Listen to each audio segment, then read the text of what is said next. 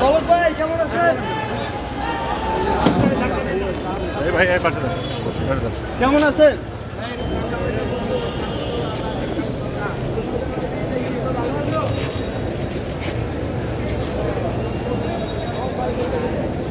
একটু ছাড়িয়ে করেন।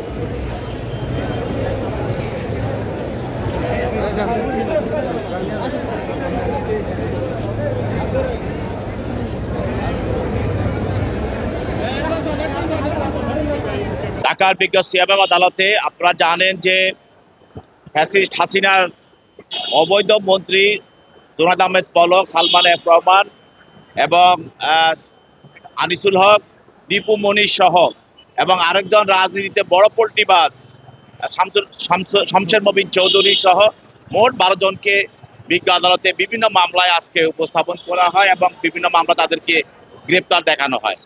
এবং এছাড়াও তাদের মধ্যে জোনায়েদ আহমেদ পলক এবং সালমান এফ রহমান, আনিসুল হক এবং শমশের মবিন চৌধুরী এদেরকে যাত্রাবাড়ী একটি হত্যা মামলায় তদন্তকারী কর্মকর্তা 10 দিন রিমান্ড প্রার্থনা করেন এবং এই মামলাগুলোতে এই আসামির আজাদমুক্ত আসামি তাদের পক্ষে তাদের আইনজীবীরা রিমান্ড বাতিলপূর্বক জামিনে প্রার্থনা করে। বিজ্ঞ আদালত এজাহারের গুণাগুণ দেখে এবং তদন্তকারী কর্মকর্তার দরখাস্তের পরিপ্রেক্ষিতে তাদের বিরুদ্ধে 4 দিনের রিমান্ড মঞ্জুর করেন। তাদেরকে রিমান্ড মঞ্জুর করা হয়েছে, তাদের বিরুদ্ধে তাদেরকে তদন্তকারী কর্মকর্তার হেফাজতে প্রদান করেন।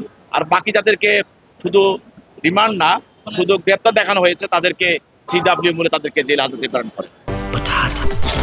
বাছাই করা আলু আর স্পাইসি সিজনিং এ প্রাণ পোটাটা চিপস নাকি বিস্কিট খেয়ে বুঝে নাও। শমশের মবিন চৌধুরী বলছেন যে আমি একজন মুক্তিযোদ্ধা, আমার একটা পা নাই, আমি এই সংগঠনের সঙ্গে জড়িত না।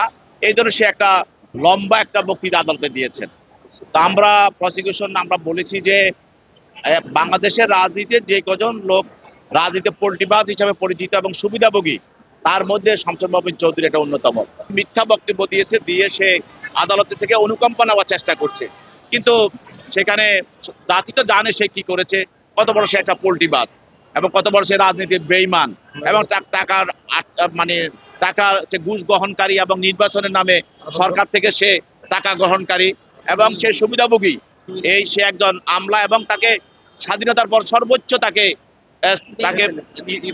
সহযোগিতা দেখা হয়েছিল এবং সে পরবর্তীতে সে পররাষ্ট্র মন্ত্রণালয়ের মতো একটা লোভনীয় চাকরি তাকে দেওয়া হয়েছিল এবং সেখানে সে সচিব হিসাবে সেখান থেকে সে রিটায়ার করেছিল। কিন্তু সে সর্বকিছু পাওয়ার পরও কিন্তু রাজনীতিতে যা চরিত্র হলো পোল্ট্রিবাজ, সুবিধাবাদী এবং পরসম্পদ লোভী, সে তো সারা জীবন এটাই করবে এবং সেটা করেছে, তার পরিণতি এখন সে ভোগ করছে। আজকে যাত্রাবাড়ি থানার মামলা নম্বর 17-1-25 সেই মামলাতে জোনায়েদ আহমেদ পলককে গ্রেপ্তার দেখানো হয় এবং যাত্রাবাড়ি 50-10-24 সেই মামলাতে তাকে 10 দিনের রিমান্ড দেওয়া হয় তদন্ত কর্মকর্তা কর্তৃক এবং পরবর্তীতে বিজ্ঞ আদালতের নিকট আমরা সাবমিশন করি যা তাকে রিমান্ড বাতিলপূর্বক জামিনের জন্য প্রার্থনা করি এবং বিজ্ঞ আদালতে আমরা সাবমিশন করি যে এই যে বর্তমান যে মামলাগুলো হচ্ছে ঢালাওভাবে মামলাগুলোতে তাদেরকে গ্রেপ্তার দেখানো হচ্ছে এবং রুটিন মাফিক তাদেরকে রিমান্ডে নেওয়া হচ্ছে। আসামি জোনায়েদ আহমেদ পলককে ইতিমধ্যে 60 দিনের রিমান্ড মঞ্জুর করা হয়েছে। তিনি 34 দিনে অলরেডি রিমান্ডে ছিলেন এবং তার 24 দিনের রিমান্ড এখনো পেন্ডিং রয়েছে। আমরা বিজ্ঞ আদালতে বলেছি যে হাইকোর্টের নির্দেশনা আছে 11 নং নির্দেশনা অনুযায়ী যদি তদন্তের সাথে প্রয়োজন হয়ে থাকে সেই ক্ষেত্রে জেল গেটে জিজ্ঞাসাবাদ করা যেতে পারে। আমরা সেই ক্ষেত্রে একটি কেস রেফারেন্স দিয়েছি 55 DLR blast versus Bangladesh and others এবং আমরা বিজ্ঞ আদালতে বলেছি যে আমাদের আসামি তাকে যখন যাত্রাবাড়িতে রিমান্ডে নেওয়া হয়েছিল সেখানে তিনি শারীরিকভাবে অসুস্থ হয়ে পড়েন এবং তাকে মেডিকেলে ভর্তি করা লাগে। এই বিষয়টা বিবেচনায় নিয়ে, তার শারীরিক অবস্থা বিবেচনায় নিয়ে যাতে রিমান্ড বাতিল করা হয় এবং তার জামিনের জন্য প্রার্থনা করি এবং আজকে অন্যান্য আরো 12 জন আসামি আনা হয়েছিল এবং তাদেরকে বিভিন্ন মামলায় রিমান্ড চাওয়া হয় এবং বিজ্ঞ আদালত তাদেরকে বিভিন্ন মেয়াদে রিমান্ড মঞ্জুর করেন।